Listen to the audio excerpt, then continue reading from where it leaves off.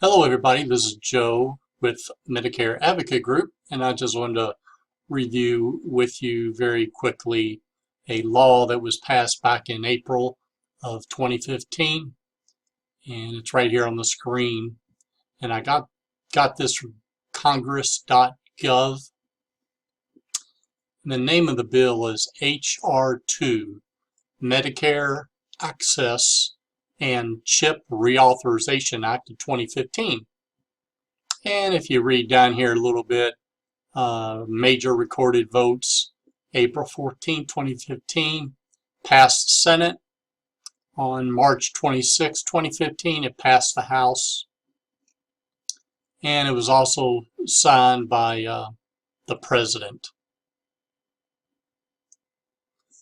Now this bill is 130 pages long, and if you go through the bill, you'll find on page 107, Title 4, Offsets, and you have to scroll down here just a little bit, and you come down here to Section 1882, go down to Notation 1, Effective Date in General, notwithstanding any other provision of this section, on or after January 1st, 2020, a Medicare supplement policy that provides coverage of the Part B deductible, including any such policy or rider to such a policy, issued under a waiver granted under subsection P6, may not be sold or issued to a newly eligible Medicare beneficiary.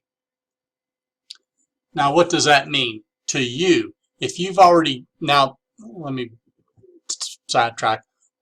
The only policies that take care of the Part B deductible for you is Plan C and Plan F. So in 2020, just like this notation says, those plans will not be sold anymore. If you're already in that plan, you can keep that plan.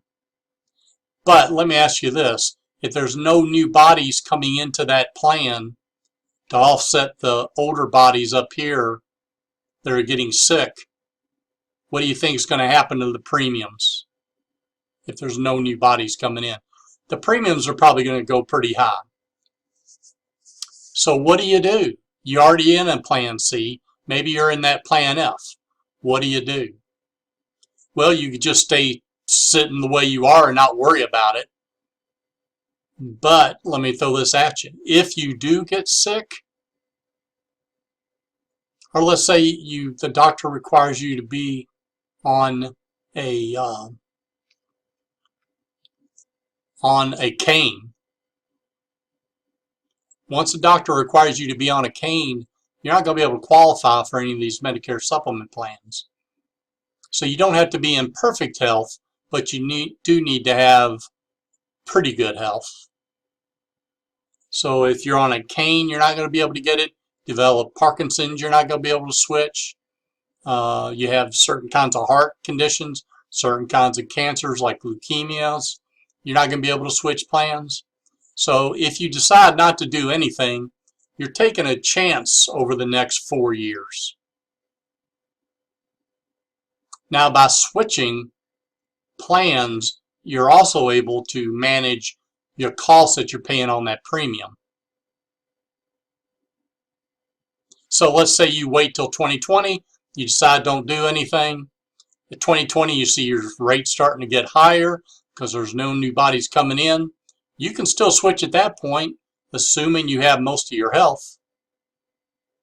But if you come down with something as simple as a wheelchair, a walker, leukemias, Parkinson's, heart problems, diabetes, you have one of those problems, you're probably not going to be able to switch, which means you're stuck in that plan and you can't get out of it. So what I've been advising everybody that I'm talking to, if you have your health now, go ahead and make the switch. You're going to save yourself a ton of money. You don't have to bet on the future as far as you still having your health. You get into a lower price policy now, so you don't have to worry about it in the future. So that's my recommendation for people that I've been talking to.